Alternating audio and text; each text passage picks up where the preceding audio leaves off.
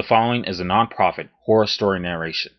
The story narrated with full permission and cooperation is written and owned by the author, who is credited in the subject line and in the description down below, along with a link to the original story.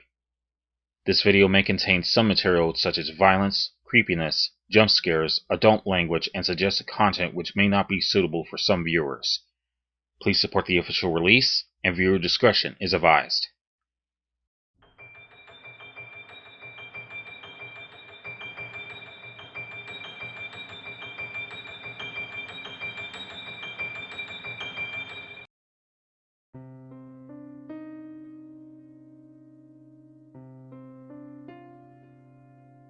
I woke up, suspended off the ground in a small dark room, with the ever so familiar feeling of not knowing where the hell I was. The walls were covered in shelves packed with cleaning supplies, paper products, and canned goods. When I tried to sit up, the world shook and swung under me, and it took me a few tries before I realized that I was being held up by a braided rope hammock. "You awake?"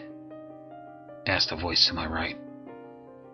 I turned and saw the gas station clerk from earlier, Jerry, sitting on a milk crate and smiling. I tried to sit up, but a pain shot through my leg like electricity, and I fell back onto the hammock. Where am I? What happened? Did you paint my nails? I looked at the red nail polish on my right hand, then at Jerry. "You like it?" No. Okay, that's fair. You're more of a fire truck than a cherry red anyway, but I thought I'd take the chance. I looked at the source of my pain, my leg, and saw that it had been wrapped tightly in a makeshift duct tape cast that wrapped right around my pants leg. That's when it all came back to me. A bizarre memory that would have been out of place in a David Lynch fever dream. I reached out, grabbed Jerry by the collar of his shirt, and yanked him close to me. I need to talk to the sheriff, now. The man in the bear costume stayed there on the other side of the clearing, spinning his arms and legs in a bizarre dance, like a PCP jack teenager at a disco, occasionally looking my way as if to make sure I was still watching. I slowly started to back up, putting one foot behind the other, carefully adding to the distance between us. I didn't know the score, but I sure as hell didn't want to push my luck. Once I got back to my car, I could call the sheriff and have him bring all his deputies and an extra straitjacket, but that plan required that I first get back to my car. I had my eyes locked on the bear man, and I saw exactly when the arrow whipped right through him. It came from somewhere in the forest behind him, entered his bare suit from the back, just below the armpit, and passed straight through the other side towards me. I didn't have either the time or the reflexes to dodge. The next thing I knew, I had been struck. I hit the ground, and the man in the bear costume grabbed his wound and danced his way back into the woods. The arrow had lodged itself deep into my left leg a few inches above the knee, with the light wooden shaft protruding straight out. It was the single most painful thing I had ever experienced, and sheer adrenaline is probably the only reason I wasn't going right into shock. Two men donned head to toe in camouflage, carrying hunting bows, stepped into the clearing at the same spot where the bear man had emerged. They both had shades of green smeared all over their faces like war paint. The fat one was cussing and yelling where he emerged. I screamed partially to get their attention, and partially because I just couldn't help it. "Ah, shit!" yelled the skinny one. "Did we get you?" He dropped his bow and ran over to me while the fat one put his own on a sling over his shoulder and slowly walked over to join us. "Who the fuck are you?" asked the fat one. The skinny one pulled an 8-inch knife out of his sheath on his belt and sliced open my pants leg around where the arrow had lodged. I took a look and wished I hadn't. "You shot me!" I yelled. It was about the only thing I could muster the strength to say, besides a lengthy paragraph of explicitives I couldn't hold in if I tried. The skinny one looked at me defensively. Well, hell, dude, we weren't expecting no people but us to be out here. Bear's gonna get away now, boy, complained the fat one. You think you can walk? I didn't answer right away. The shaft of the arrow was shaking with my pulse, and I knew it was embedded into my femur. The fat man knelt down for a closer look and whistled. Yep, that's in there, alright. I closed my eyes and tried to focus on anything but the pain. Every breath, every heartbeat, every micro movement radiated through the arrow like an antenna into the wound and down the nerve in my leg. My eyes shot open and I let out a scream. The fat one had reached out and grabbed the arrow at the base. With his other hand, he grabbed the top and snapped the shaft off. I collapsed onto my back and stared up at the sky, hoping that the pain would just knock me out already. There, said the hunter. Now we don't gotta worry about snagging on every little twig. Ned, help me get him on the four-wheeler. The other one, Ned, put me to my feet and together we went back into the woods. I kept an arm over both of their shoulders, basically hanging on and letting my bad leg drag the whole way. Not too far into the forest, there was a small trail that we followed for close to half a mile before we reached the four-wheelers. I don't remember the ride back to their truck, but I remember them smacking me on the face when we got there to make sure I was still alive. "Y'all get him?" said the fat woman sitting in the driver's seat of the white, extended cab, stained brown from countless layers of dried mud. The fat man gone in the four-wheeler answered. No, he got away. "I clipped him, though," bragged Ned as he jumped down from the four-wheeler. "Left a blood trail. We may still be able to get him." "You shut up, boy. We ain't going nowhere tonight. Gotta get home before the sun goes down." The woman looked at me and smiled a big, toothless smile, her bright red cheeks standing out against her pale skin like she had already had a few drinks too many. "Oh, you got something now?" The fat one grabbed me by the hair and yanked me off the four-wheeler, throwing me to the ground. I let out another scream. "What the fuck is wrong with you? Are you crazy? That thing out there isn't a bear. It's a person. And you assholes shot me. I need to get to a hospital for Christ's sake." The fat man looked at the woman and said, Yeah, Ned got this one by accident. "Ain't that a total loss then?" she said back. "Why is he still alive?" They're easier to move when they're alive, and they taste better if they're scared when you put them down. What? Ned let out a whoop and jumped on top of me, pushing my face into the ground and yanking at my pockets. He managed to dig out my phone, wallet, and keys before I finally got a handful of dirt and smacked him into his eyes. He fell off of me, and I jumped to my feet, running towards the safety of the forest when... BANG! I froze. No, I wouldn't be keen on running back there if I were you.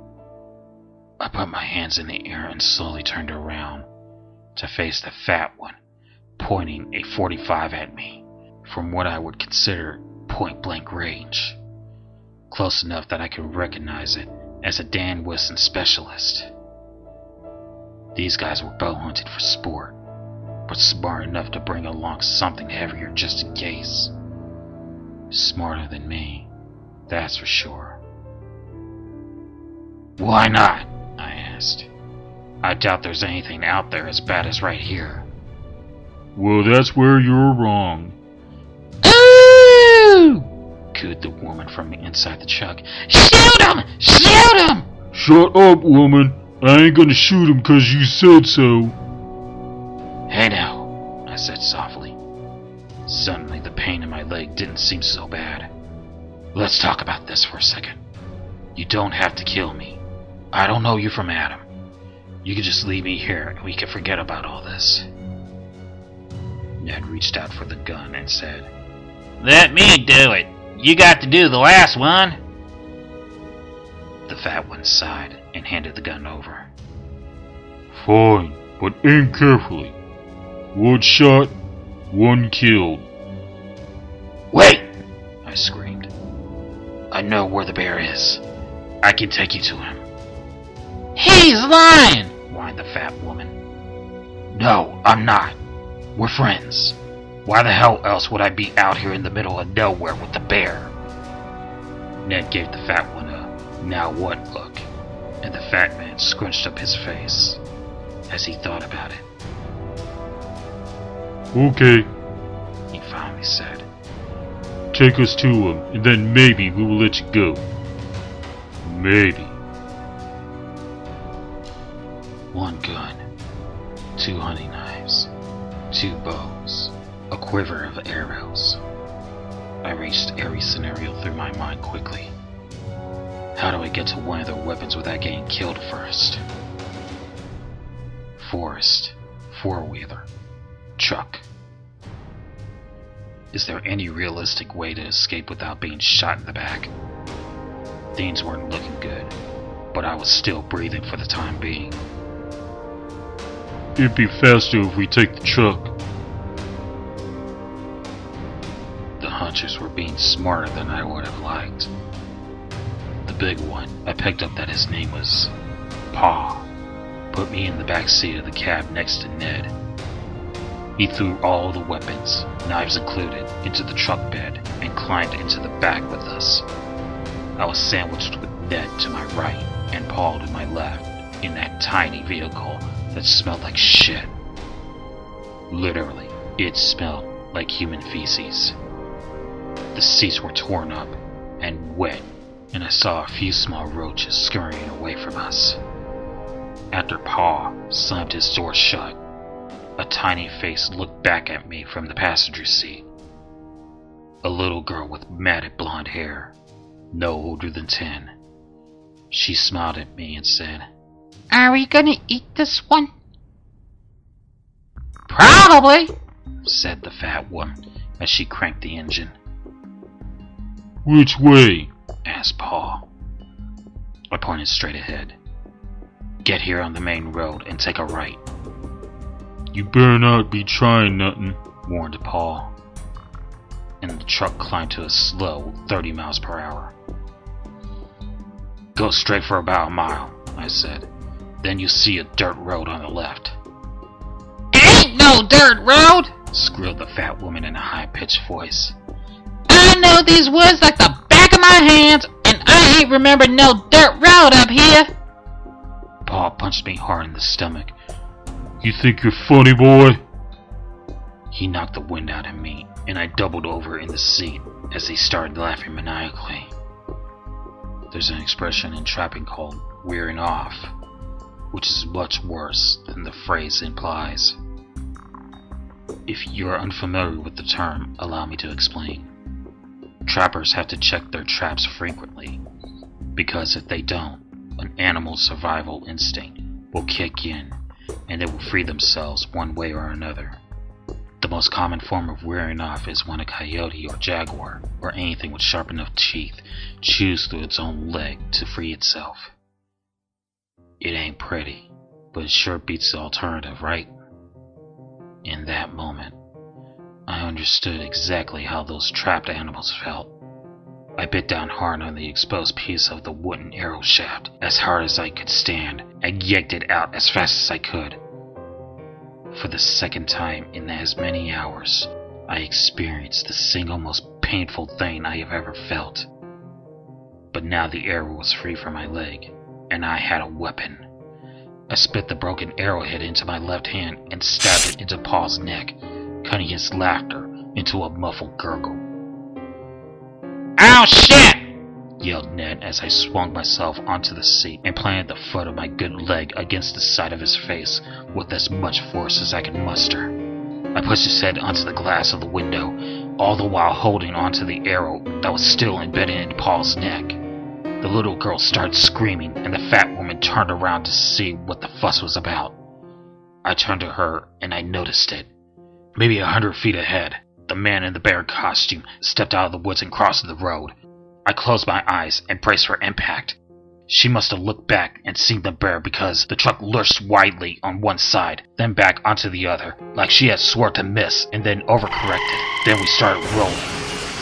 The sound of the crash was like an explosion. Pieces of broken glass and blood rained down all around me as my head hit the roof. Then the seat, then the door, and finally, the world stopped spinning, and I was on my back with blood stinging my eyes. A warm hand reached under me and dragged me out of the wreckage and twisted massive bodies and debris through the cold wet grass and through a ditch, then dropped me onto the road. I wiped my eyes and looked up at the giant black buttons of the man in the bear costume. He waved at me, then gave me an excited double thumbs up before walking back to the truck, unzipping the fly on the bear suit and pissing all over the wreckage. He did a little jig off into the forest, and that was the last I saw of him. What the fuck is happening? I checked the truck. The driver, Ned, and Paul were all dead. The little girl was nowhere to be found. I know she had survived. It's unlikely I had any luck finding her.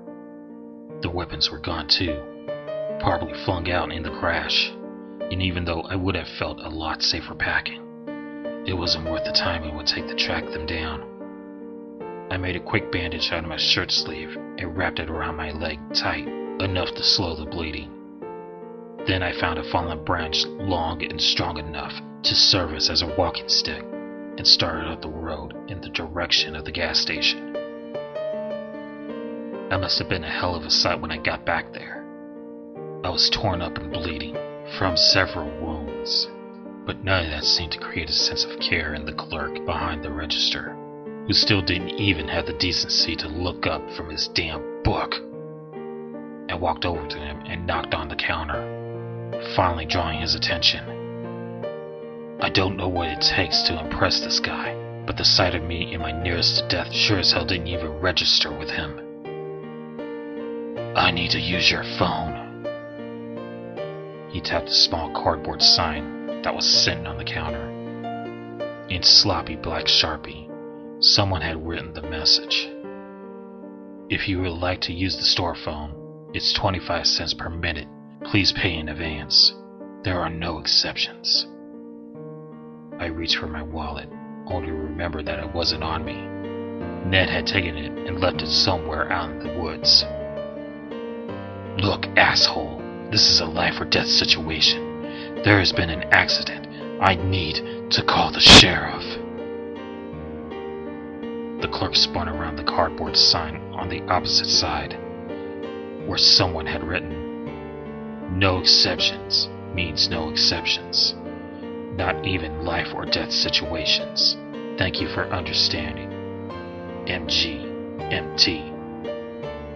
Under normal circumstances, I would have resorted to a more physical solution. But at that moment, I started feeling lightheaded and dizzy. And the next thing I knew, I was swinging in a hammock with my nails painted. Where the hell am I? I repeated the question to Jerry. You're in the gas station dry supply closet.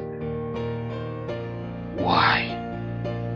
Because the customers were complaining that they didn't want to keep stepping over you every time they wanted to buy something. But don't worry, I already called the deputy that babysits us. She's on her way to arrest you or whatever she does. And in the meantime, Jack says you can borrow one of his old crutches.